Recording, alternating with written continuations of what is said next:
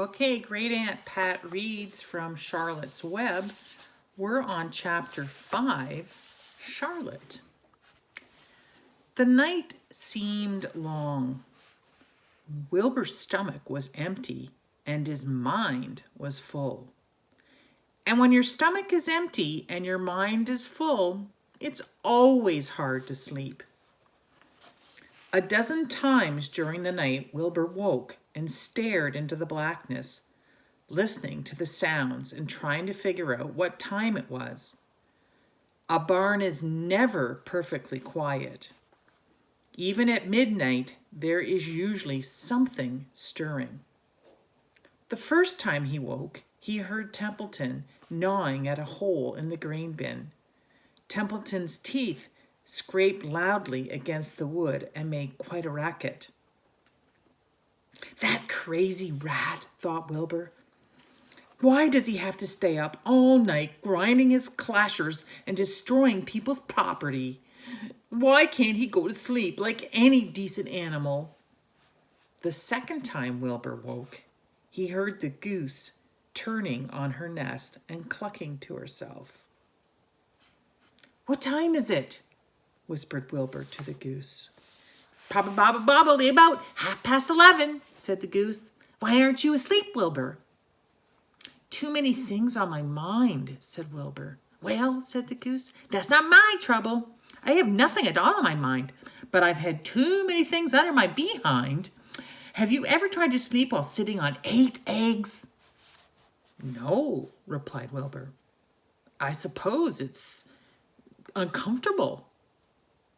How long does it take a goose egg to hatch? Approximately 30 days, all told, answered the goose. But I cheat a little. On warm afternoons, I just pull a little straw over the eggs and go out for a walk. Wilbur yawned and went back to sleep. In his dreams, he heard again the voice saying, I'll be a friend to you. Go to sleep. You'll see me in the morning. About half an hour before dawn, Wilbur woke and listened. The barn was still dark. The sheep lay motionless.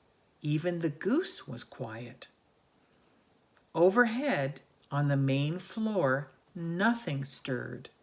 The cows were resting. The horses dozed. Templeton had quit work and gone off somewhere on an errand. The only sound was a slight scraping noise from the rooftop, where the weather vane swung back and forth. Wilbur loved the barn when it was like this, calm and quiet, waiting for light. Day is almost here, he thought.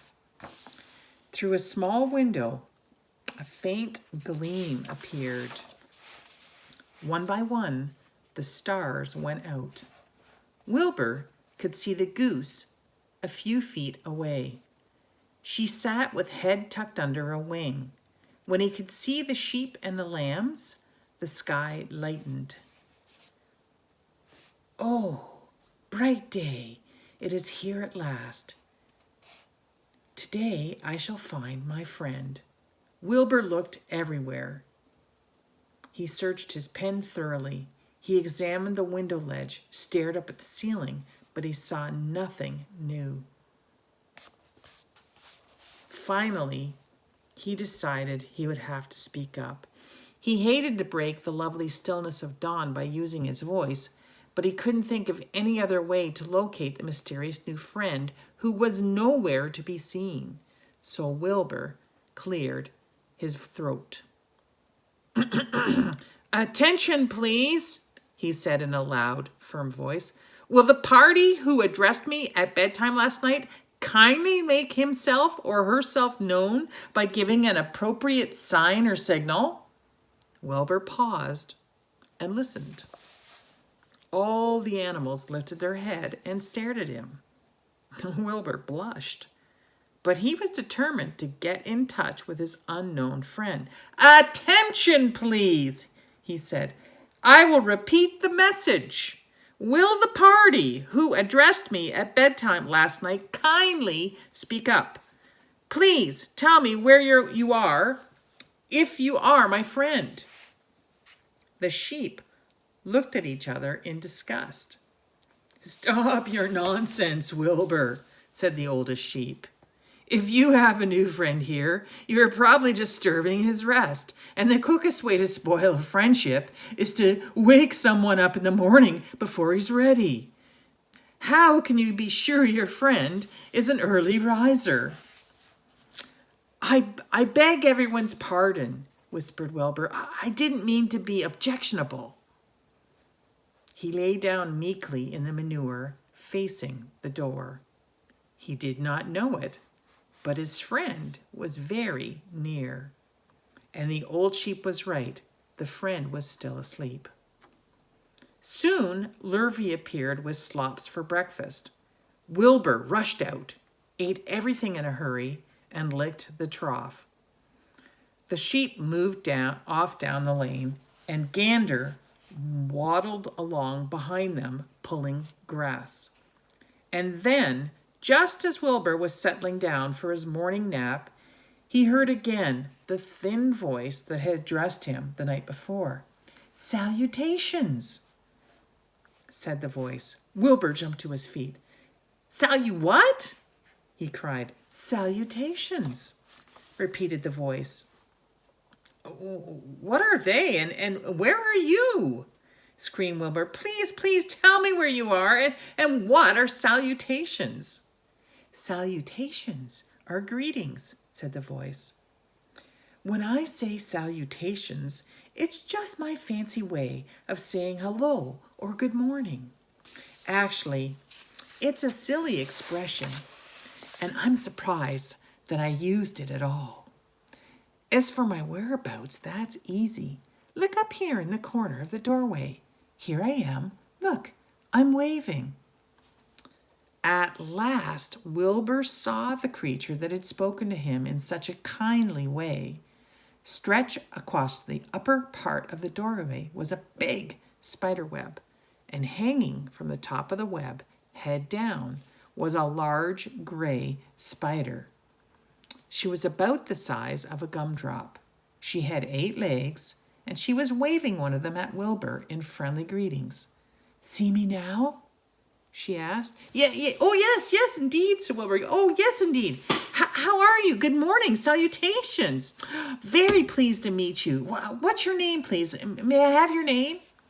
"My name," said the spider, "is Charlotte." "Charlotte what?" asked Wilbur eagerly. "Charlotte A. Cavatica. But just call me Charlotte." "I think you're beautiful," said Wilbur. "Well, I am pretty," replied Charlotte. "There's no denying that. Almost all spiders are rather nice looking. I'm not as flashy as some, but I'll do. I wish I could see you, Wilbur, as clearly as you can see me." Why can't you?" asked the pig. "I'm right here." "Yes, but I'm nearsighted," replied Charlotte. "I've always been dreadfully nearsighted. It's good in some ways, not so good in others. Watch me wrap up this fly." A fly that had been crawling along Wilbur's trough had flown up and blundered into the lower part of Charlotte's web and was tangled in the sticky threads. The fly was beating its wings furiously, trying to break loose and free itself. "First," said Charlotte, "I'll dive at him." She plunged headfirst into the fly. As she dropped, a tiny silken thread unwound from her rear end. "Next, I'll wrap him up." She grabbed the fly, threw a few jets of silk around it, and rolled it over and over, wrapping it so it couldn't move. Wilbur watched in horror.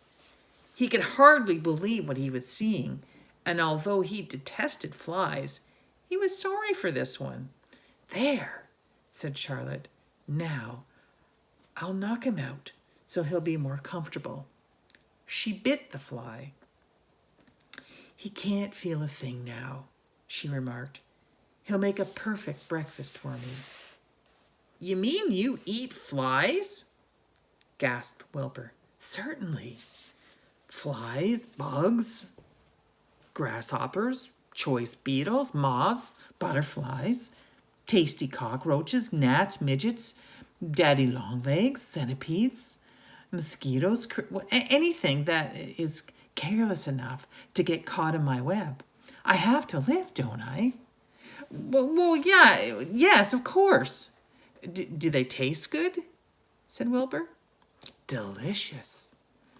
Of course, I don't really eat them. I drink them, drink their blood. I love blood," said Charlotte, and her pleasant, thin voice grew even thinner and more pleasant. Don't say that," groaned Wilbur. "Please don't say things like that." "Why not? It's true. And I have to say what is true. I'm not entirely happy about my diet of flies and bugs, but it's the way I'm made. A spider has to pick up a living somehow or other, and I happen to be a trapper. I just naturally build a web and trap flies and other insects. My mother was a trapper before me. Her mother was a trapper before her. All our family have been trappers. Way back for thousands and thousands of years, we spiders have been laying for flies and bugs." "That's a miserable inheritance," said Wilbur gloomily. He was sad because his new friend was so bloodthirsty. "Yes, it is," said Charlotte, "but I can't help it. I don't know how the first spider in the early days of the world happened to think up this fancy idea of spinning a web, but she did, and it was clever of her too. And since then, all of us spiders have had to work the same trick. It's not a bad pitch on the whole." "It's cruel," said Wilbur, who did not intend to be argued out of his position. "Well, you can talk," said Charlotte. "You have your meals brought to you in a pail. Nobody feeds me. I have to get my own living. I live by my wits. I have to be sharp and clever. Least I go hungry. I have to think things out, catch what I can, take what comes. And it just so happens, my friend, that what comes is flies and insects and bugs. And furthermore," said Charlotte, shaking one of her legs, "do you realize that if I don't catch bugs and eat them, bugs would increase and multiply and get so numerous that they'd destroy the earth, wipe out everything?" "Really?" said Wilbur. "I wouldn't want that to happen. Perhaps your web is a good thing after all." The goose had been listening to this conversation and chuckled to herself. There's a lot of things Wilbur doesn't know about life," she thought. "He's really a very innocent little pig. He doesn't even know what's going to happen to him around Christmas time. He has no idea that Mr. Zuckerman and Lurvy are plotting to kill him." And the goose raised herself a bit and poked her eggs a little further under her so that they would receive the full heat of her warm body and soft feathers. Charlotte stood quietly over the fly, preparing to eat it. Wilbur lay down and closed his eyes. He was tired from his wakeful night and from the excitement of meeting someone for the first time. A breeze brought him the smell of clover, the sweet-smelling world beyond his fence. "Well," he thought, "I've got a new friend, all right. But what a gamble friendship is. Charlotte is fierce, brutal, scheming, bloodthirsty, everything I don't like. How can I learn to like her even though she's pretty and, of course, clever?" Wilbur was merely suffering the doubts and fears that often go with finding a new friend. In good time, he was discover that he was mistaken about Charlotte. Underneath her rather bold and cruel exterior, she had a kind heart, and she was to prove loyal and true to the very end.